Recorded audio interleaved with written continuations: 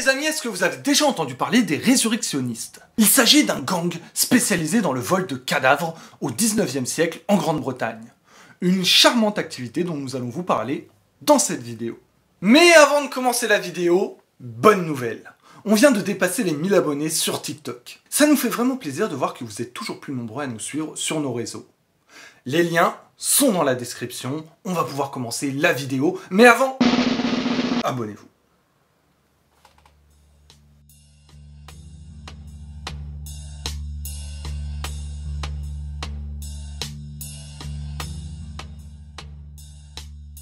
Petit contexte. Au début du 19e siècle, la dissection du corps humain devient une pratique courante de la médecine. Après des siècles d'interdits, notamment religieux, elle devient indispensable à la formation d'un bon médecin. Le but, évidemment, est d'en apprendre plus sur le corps humain et de répéter ensuite plus facilement les opérations sur un patient vivant. Un peu d'entraînement ne fait pas de mal. Le cadavre humain devient donc un élément important qu'il faut obtenir pour travailler dans de bonnes conditions. Vous voyez sûrement où je veux en venir.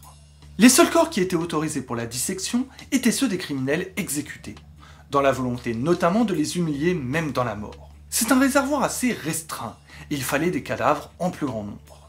Au départ, c'étaient les apprentis qui étaient chargés de la sale besogne. Ils se rendaient dans les cimetières et déterraient eux-mêmes les cadavres. La formation, c'était mieux avant. Mais s'ils se faisaient prendre, ils s'exposaient non seulement aux conséquences judiciaires, mais aussi à la perte de leur réputation. Ce sont les bandes criminelles qui ont pris le relais. Elles seront appelées les résurrectionnistes. C'est pas le meilleur nom, mais j'imagine que les voleurs de cadavres n'avaient pas d'agence marketing pour les aider. Pour tous les jeunes qui voudraient se lancer dans le secteur, celui du vol de cadavres, je vais vous expliquer comment on procède. Tout d'abord, sachez que s'il y a une saison du melon, il y a également une saison pour déterrer les corps. Elle court d'octobre à mai. C'est la période où les hôpitaux universitaires donnent leurs cours, et il faut éviter la saison chaude, favorisant la décomposition du corps. Prenez des notes. Il faudra ensuite vous rendre dans les salles de dissection de votre ville, pour prendre les commandes. Le coût peut varier en fonction de la taille et du poids. Attention, les médecins vont essayer de négocier les filous. Il va falloir vous imposer pour fixer votre prix.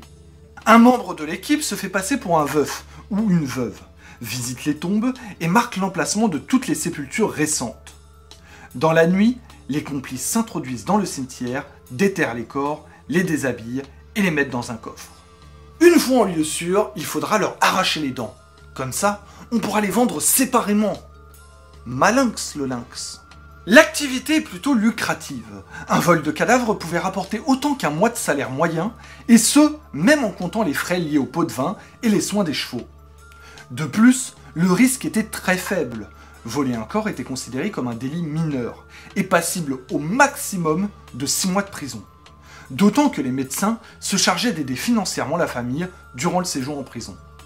Tout cela va durer jusqu'en 1827, lorsqu'un scandale pousse le gouvernement britannique à réagir. Je vais vous parler de William Eyre et William Burke, deux Irlandais vivant à Édimbourg. Le dénommé Eyre loue une chambre à un soldat. Ce dernier décède et personne ne réclame le défunt. Comportement logique, les deux amis décident de vendre le corps à un anatomiste, Robert Knox. Cela leur rapporte un bon paquet et les deux deviennent marchands de cadavres, à leur compte, auto-entrepreneurs. Mais les deux Gus, ce sont des originaux. Ils n'adoptent pas la même méthode que leurs concurrents. Non, eux ils vont prendre leurs cadavres à la source. Circuit court. Ils vont assassiner des gens.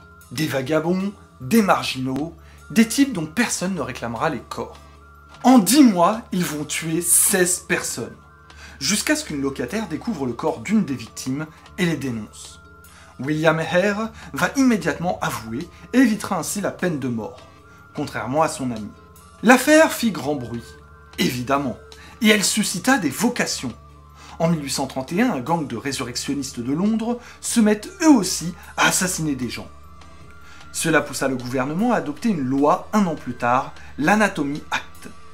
Désormais, les écoles de médecine pourront obtenir les cadavres des morgues à 2 conditions.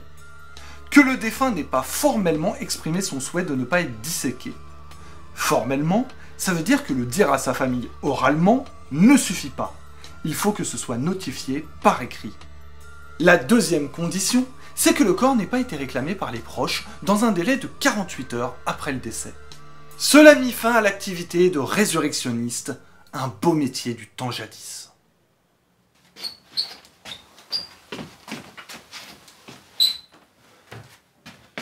Je vous ai ramené corps. Pas très bon état. Oui, j'ai pris accent russe, plus approprié pour activité. Je vends pour 50 € seulement. Solde, rabais.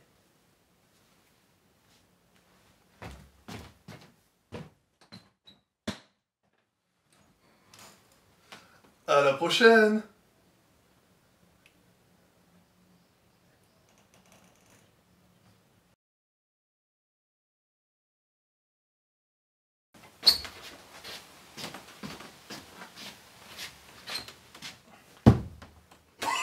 Désolé.